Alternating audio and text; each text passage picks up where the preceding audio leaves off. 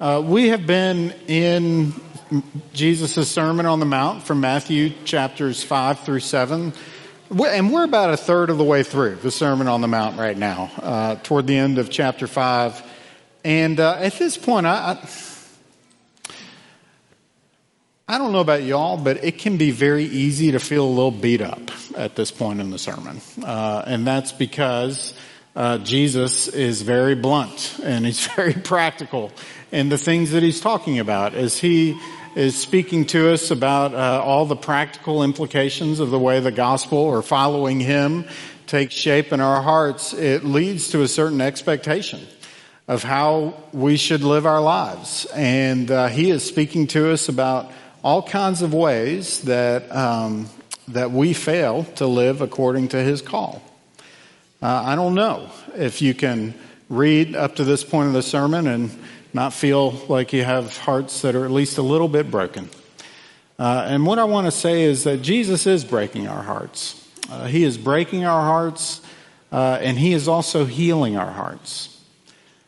He is talking to us about what it looks like to steward the anger of our hearts and lead us into reconciliation as people who have been reconciled with him. He is talking to us about the different urges of our hearts, the disordered desires of our hearts, and teaching us what it looks like to find them ordered in him.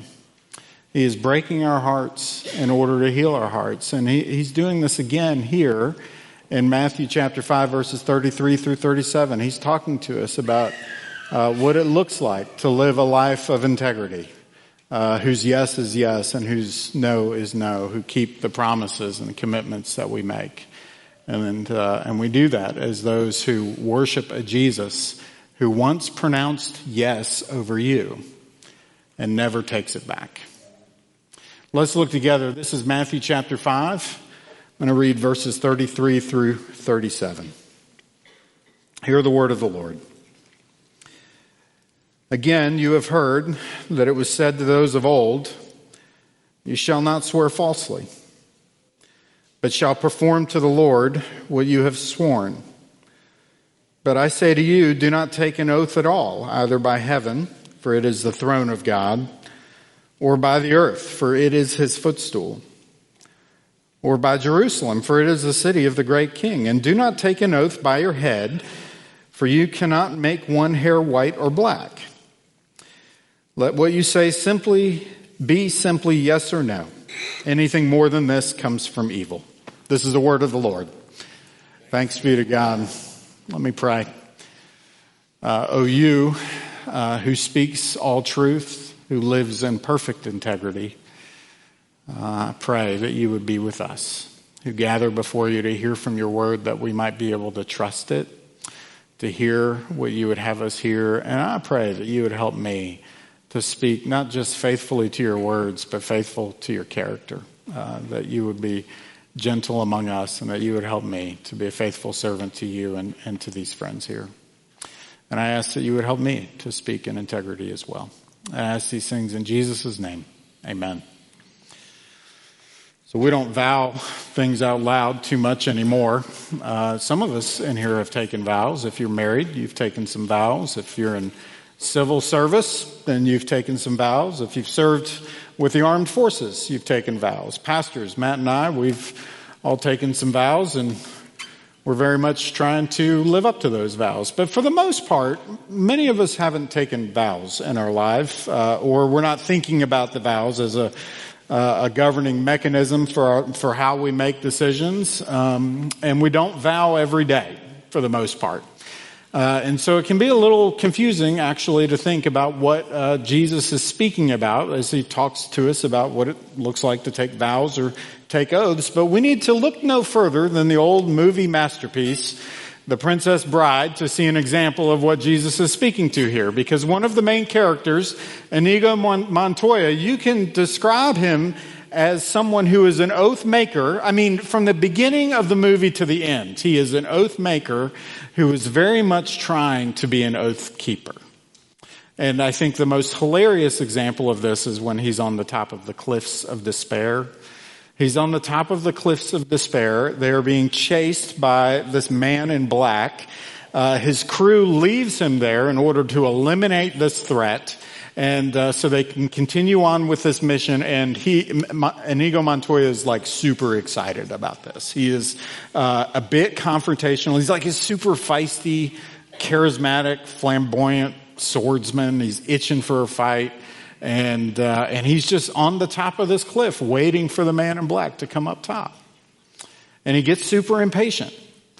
And he looks down at this guy who's struggling to climb up this cliff without falling, and he says, "I don't think that you can speed things up a bit, can you?" Right? And he said, "I could throw you this rope, but I don't think that you want me to do that because I'm only waiting up here to kill you. But I promise," this is his word, right? "I promise that I will not do that until you reach the top." And the guy said, "No, I don't think that puts a damper on our relationship. I don't think I want you to throw me any ropes." And he said, "Well, what if I give you my word as a Spaniard?" And he said, "No good. I know too many Spaniards." And then he said this is the vow. Hear the vow formula. He said, "I swear on the soul of my father, Domingo Montoya, that you will reach the top alive." And that seems to change everything, right? The power of a vow. And he says, "Throw me the rope." What I want you to see is this vow, these vows that Jesus is speaking to, is somehow the mechanism by which two parties who have no reason to trust each other cut through an environment of suspicion. That's the idea behind a vow. And while we don't use vows as a mechanism through which to cut through an environment of suspicion, we do have all kinds of mechanisms in our lives right now that we feel we need to put in place because we live out our lives in many ways in suspicious environments. You know, if you're going to hire somebody to come work with you, what's one thing you're going to do? This is just wisdom. You're going to call their references, and you're going to check, and not just for their competencies, but for their character. You're trying to figure out if this person matches up to not just what you see on their resume, but what you see when you're in conversation with these people. This is one of the mechanisms we use in order to cut through an environment of suspicion. When I started school earlier this year, I'm not kidding. I think it was 3 or 4 days after I got accepted into the program, I got an email from somebody offering to write my papers for me. It was like a ChatGPT AI program that said it's completely undetectable. It was offering this. And then I went to classes in late May. I was up in St. Louis. Many of you were praying for me for that time. Thank you. And I'm not kidding. While I was there, they said, "Listen, we know you're all seminary students. You're training. You're pastors. But we need you to know that every single essay that's submitted in this institution gets run through a check. If ChatGPT or something else writes your paper for you, then we will know." And these are mechanisms that are put in place in order to determine if you can trust somebody or not, right? One of the most common ways that we do this is simply through signing contracts, right?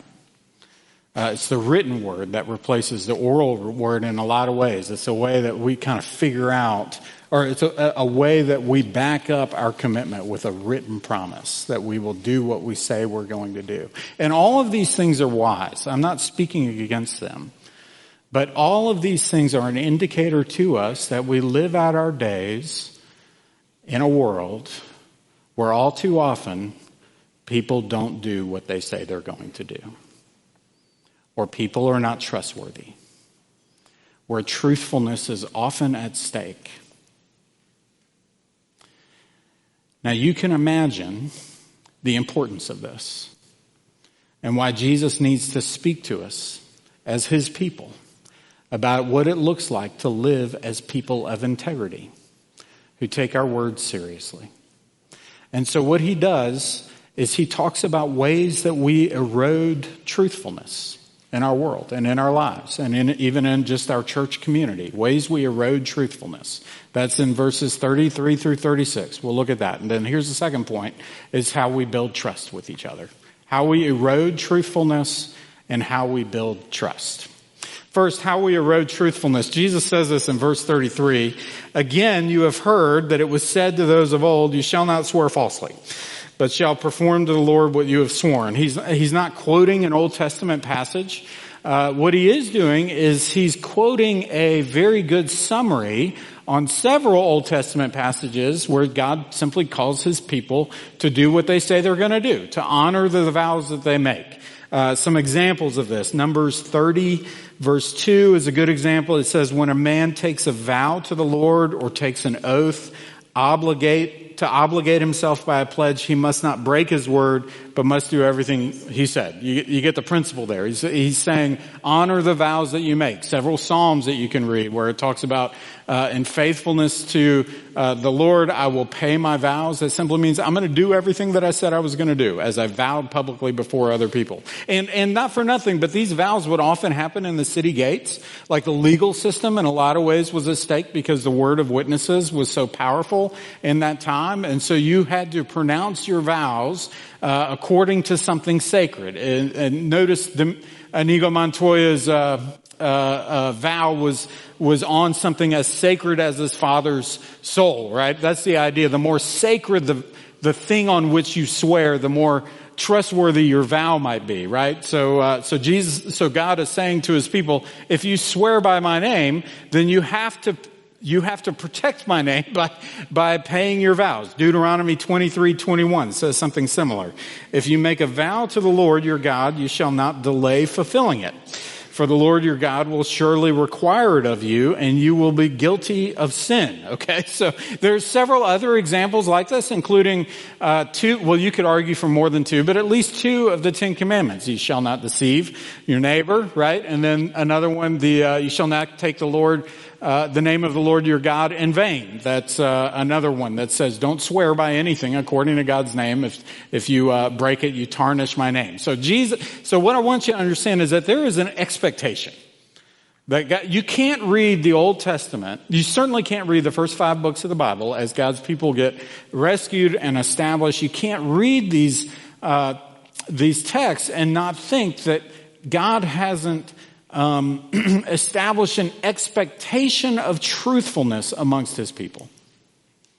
That it should be that telling the truth and living out our commitments is simply baked into the life of what it means to exist as his people. And so when Jesus speaks to this issue, he is speaking to something that's very prominent in the life of the Old Testament. There's sacred scripture, the people that he's talking to, but he's also speaking very much to the subtext of the Pharisees and the scribes' teaching, because the Pharisees and the scribes were the ones that were in charge of holding out this expectation of truthfulness amongst the people. They were the teachers of the law. They were the ones that held each other and others, God's people, accountable to the law. And what they had created, and this is going to get really interesting, was a way of nuancing the taking and keeping of vows such that you no longer had to be accountable to them. This is a system that they established. You see this in this passage in Matthew 5. You see more of it in Matthew 23, where Jesus is pronouncing woes. He's pronouncing woes on the Pharisees, and that is a blistering chapter where Jesus takes the Pharisees and the scribes to task. And this is one of the issues that he speaks about. So here's what they said. They said that if you swore by something that was sacred, you had better keep that oath. If you swear by something that's sacred, you better keep that oath. If you swear by something that's not sacred, well, then it's okay. You don't need to keep that oath. That's what they would say.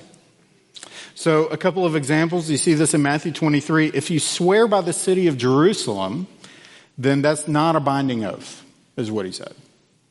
But if you swear toward Jerusalem, which probably would have been to the east, then it is binding. Here's another one. If you swear by the temple, that's not a binding oath. This is what the Pharisees taught. But if you swear by the gold of the temple, then suddenly it is sacred and is binding. One scholar called this a convoluted system. And it's amazing, like just think about how confusing this would be for people. Some of you feel like you're living this life right now where if you hear a promise from somebody, you have to like interrogate the truthfulness of it to see if it's really believable. That's very much the life of these people that Jesus is describing here, where you have to interrogate these vows that they were swearing in front of each other based on what they were swearing on to see if it was actually a binding vow that could be relied upon or not. It was tearing apart the fabric of their life together, and it was a way of skirting or thinking that you could skirt God's expectation of truthfulness that he had established in the life of the people there. A climate where you had to parse through every promise because there's always a chance that someone's trying to deceive you. Does that sound familiar? This would erode the foundation of anything they would try to do because every promise was at stake. Every marriage vow that was taken. Every business deal. Every sale. Every agreement among friends or neighbors. Everything was at stake. And listen, when there's no level playing field, when there's no, fabric of faithfulness or truthfulness established amongst any community, then it erodes the very foundation on which we live our lives together. It becomes very hard to do anything together. And we know this. This is why we have like arbiters of truthfulness set up in every arena of life, don't we? I mean, every board game has an instruction manual, right? And if you're playing Monopoly with some friends, which I got to tell you got to be really good friends if you're going to try to like play Monopoly with somebody. I've seen that destroy more friendships and families than. But listen, you got to establish what rules are we playing by, right? Are we playing by house rules? What does free parking mean? Are we playing by the game's rules? Like, what rules are we playing by here? That's what's at stake here. This is, this is why we need lawyers and judges who are upholding the law, who live life with integrity. We need unbiased arbiters of what truth actually is in every arena. I'll give you another example. Youth soccer. Boy, I'm sorry, I'm about to bring this up, but I'm going to go back to this well. But youth soccer games, okay, they require a referee for kids to play with each other. And we know this. This was, I don't know, Trent, I think this was like a year or two ago when we didn't have a referee that showed up at a game. Yeah, so we had a referee that didn't show up at a game. And listen, there aren't enough referees for youth soccer games anymore. And you know why? It's because we treat them terribly. The parents are worse than the kids that are out there, and they're having a hard time getting referees. And I lived out why that is true, because a referee didn't show up to this game, and everyone agreed we can't expect to play a game if there's no like arbiter. These weren't their words; these are my words. But if there's no arbiter of truth, if there's nobody out there on the field making sure everybody plays by the same set of rules, then there's no way we can play this game. And the coach, Gavin's coach, came up to me, and for reasons I still don't know, said, "Hey, will you, just."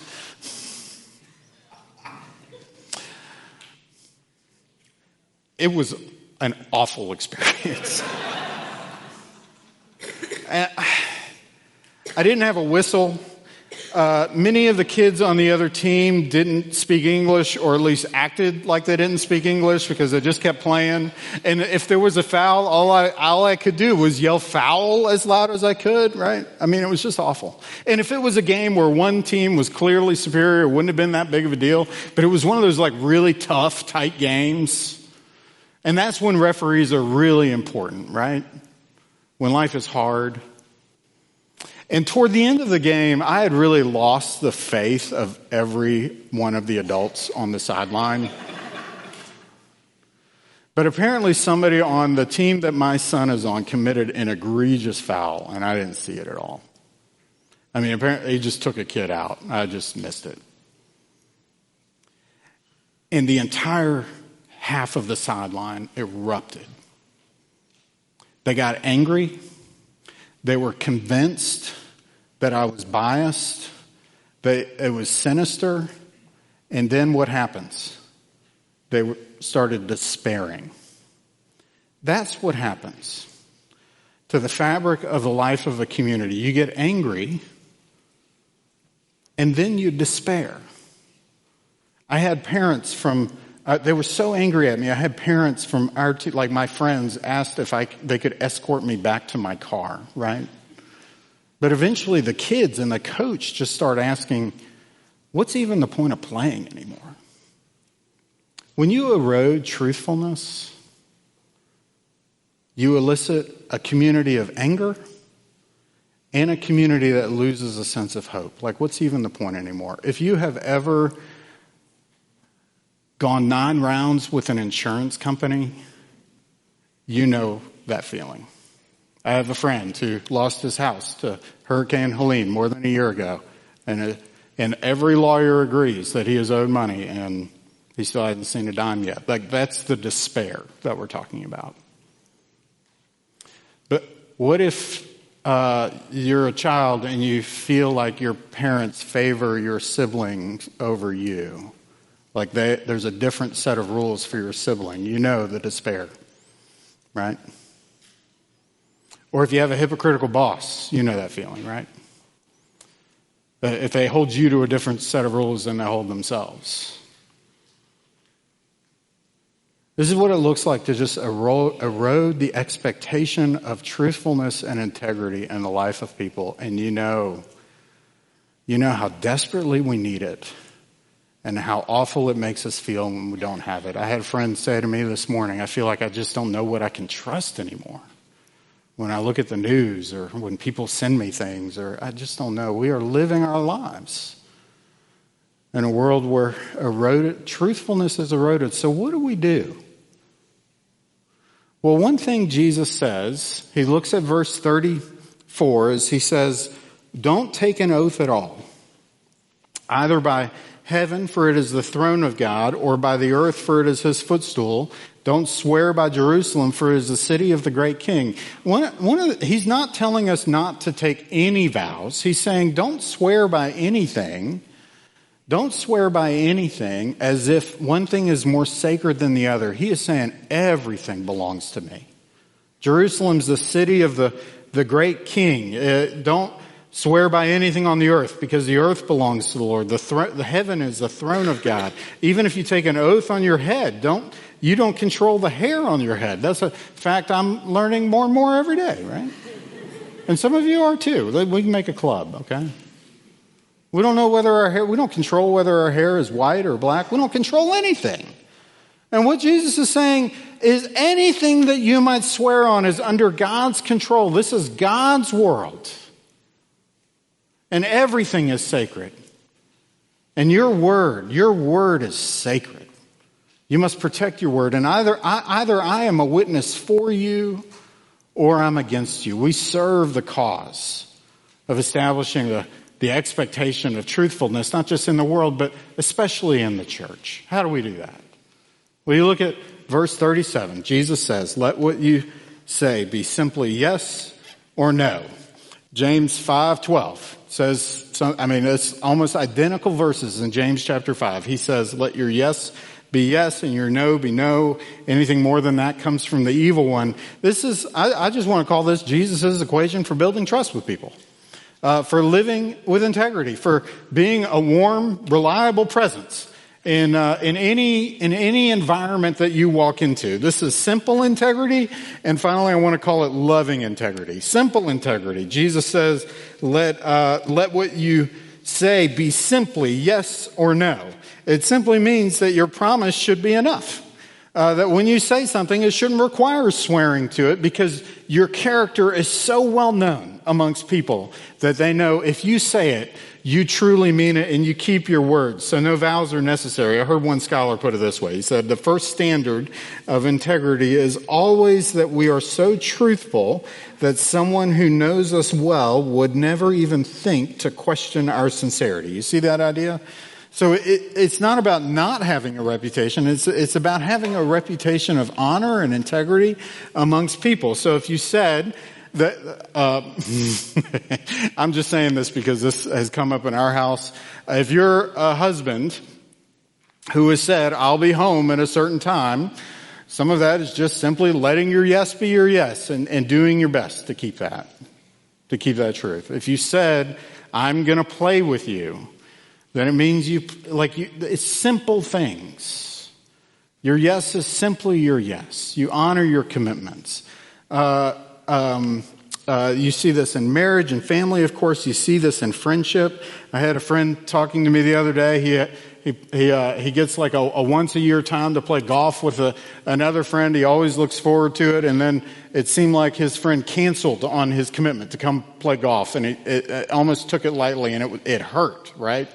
Just let your yes be your yes. Follow through on the commitments that you make. Of course, this is especially true at work. It also means that our actions match up to the values that we profess to believe.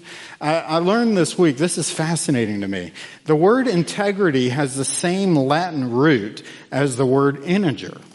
The word integration also comes from the same Latin root. Just like an integer is a whole number, there's no division to it. Integrity has this idea, and integration is about taking things and making them one or whole. Integration is about living as a whole person, or integrity is about living as a whole person wherever you go. You are the same person wherever you go. Your yes in here is also your yes out there. They don't change based on the environment that you live in or the people that you're around. You live your commitments wherever you go. It also means that you are the same person wherever you go. That you live out the same life and the same commitments in any environment. When we preached through the Beatitudes, we noted that many of the early scholars of the faith shared the same view of pure-heartedness. When Augustine said that blessed are the pure in heart, for they shall see God, referred to as like this whole undivided heart for God. That's what it means to be in integrity. You are wholly devoted to God as his person, to Jesus as his person. So our yeses and nos are lived out as much as they are spoken. Our lives don't betray what we speak, and what we speak doesn't betray how we live. We don't give our yeses and nos when it's easy, but we hold to what's true even when it's not easy. This is a great subject matter for community groups to take on. Just as a topic of discussion, if you're not in a community group, I'd encourage you to get together with friends. Where is it hard? Where is it hard to, and it can work both ways. Where is it hard to live amongst God's people? Where is it hard to bring my principles into the life here? Where is that hard? And where is it hard to bring my principles as a Christian out into everyday life? Where do those challenges to live as a divided person surface? What's the opposite of integrity, right? Duplicitousness. It means to live a life that's scattered or changing, right? What are we being called to? Just a simple integrity. And finally, I want to mention that this is a loving integrity. A loving integrity. And I want to bring this up because, and you've all felt this, and some of you have done this, but it is possible to wield the truth like a weapon and just say, I'm a truth teller. Ephesians 4 tells us that that this is one of the ways the church grows. And it's one of the ways we mature as Jesus' people as we learn to speak the truth in love. That love belongs with truth, and truth belongs with love. Love without truth is not love, and truth without love is not truth. I'm getting tangled up here, but you get the point. Because if you're a truth teller who speaks without love, well, then you're harsh. It's just harsh truth. But if you love someone, if you confess to love someone, but you're unwilling to have a hard conversation or speak truth or your truth changes wherever you go, well, then you have to question how deep that love really runs. And what Jesus is calling us to here is a combination of truth and love that is promised to you as his people. What is the gospel? We can't say this enough. That you are far more a sinner than you ever dared believe. That's a truth, right? In fact, following Jesus requires admitting that truth. And that you are what? Far more loved than you ever dared hope. The gospel is the combination of truth and love. And Jesus is the embodiment of truth and love wherever he goes. Toward the night before his death was a scary, scary time for him and for his people. If you were associated with Jesus after he was taken, you just imagine how dangerous of a time that might feel like it is. Jesus is being taken away, and Jesus is brought before the Sanhedrin. And there's a very interesting parallel story running at the same time as Jesus is brought before the Sanhedrin. Peter wants to stay close and keep an eye on Jesus, but he's still trying to remain in the shadows. He doesn't necessarily wants to reveal himself at that time. So he stays in the courtyard around a fire in the dark, in the middle of the night. And at the time, Jesus is put under oath. And the high priest says, "Are you the Lord? Are you the Messiah?" And what does Jesus do? He tells the truth. He says, "I am." And at the same time, what is happening? 3 times, Peter is challenged. You know this man. I've seen you with this man. And what does he do? He deceives us. He deceives. He lies. He's not the same person. His yes stopped being yes, right? Whose words did Jesus die for? His or Peter's? Jesus died because he was a man of integrity who paid a price for his words. That he came into this world for redemption's sake. And he paid a price for Peter's duplicity. He died for his own integrity and he died for Peter's sins all at the same time. And you see this when he comes back and joins Peter on the side of the lake. What does he do? He is honest with Peter, isn't he? 3 times he says, "Do you love me?" Once each time for every time that Peter denied him. He doesn't minimize what Peter has done, but he draws it out of him. So much so that Peter said it hurt. It hurt his feelings that he would ask so many times, "Do you love me?" And then Jesus does what? He says, "Feed my sheep." He restores fellowship with him and calls him back into his mission. What happened? He broke Peter's heart, and then he healed it. That's what the gospel does. And he can do it for you. Let me pray.